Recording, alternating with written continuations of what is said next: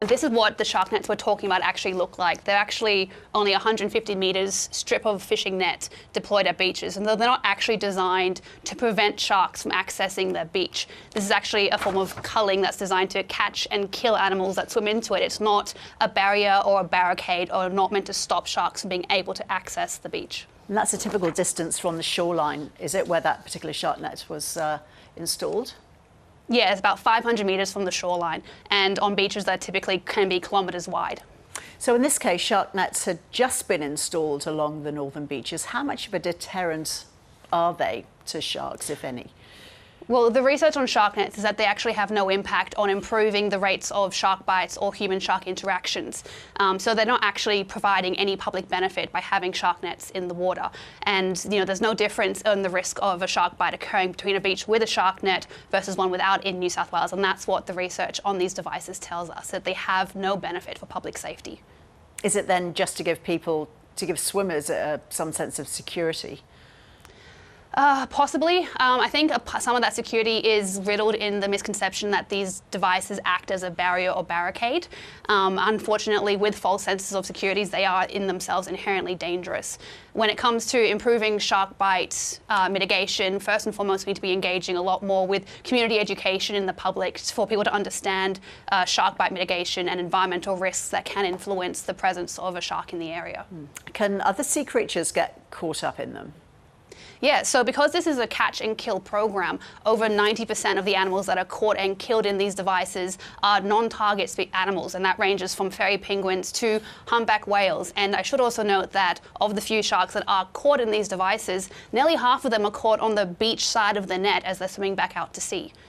Right, so is there a case then if other creatures, as we're seeing there, get caught up in the nets, that shark nets can actually attract sharks because of all the animals that are struggling to free themselves from them? Exactly. I mean, there's a lot more research to support that animals caught in nets and dying in these nets act as an attractant for sharks. And we see every single year photos emerge from the program of animals pulled out of nets that are either partially or fully eaten. So we know that sharks do feed from the animals caught in these nets. So if you say shark nets are ineffective, what works?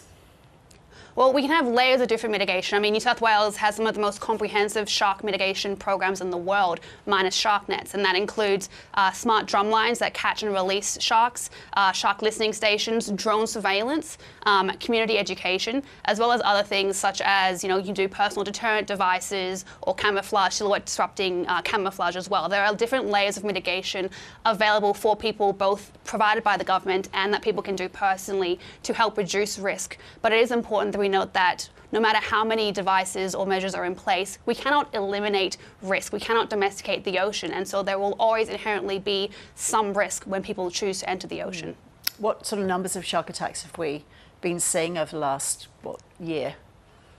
Over the last year, well, last year was actually a below average year for shark bites around the world. And those numbers do fluctuate within a typical range. We're seeing an increase globally of number of shark bites and shark interactions, predominantly because of the drastic increase in the number of people in the ocean. More people are going in the ocean, doing more things and staying in the ocean for longer. And that is believed to be the leading contributor to the rise in the raw number of shark bites and interactions that we're seeing around the world and in Australia. So what is the best advice then, Lauren, to people who love swimming, love surfing in the ocean, who respect marine life and sharks, but who don't want to get too close to them?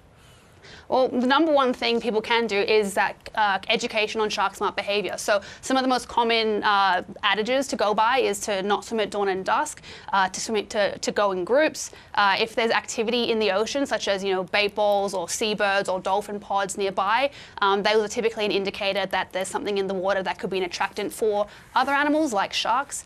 If the water's murky or turbid and if it's been raining, those kind of activities and environmental cues can increase the likelihood of a shark. So it's about kind of taking that holistic approach to the ocean when you're engaging, understanding that if you're doing a higher risk activity like spearfishing, that there is an increased risk of not only the activity that you're doing, but the environment that you're entering that could increase the likelihood of a shark around.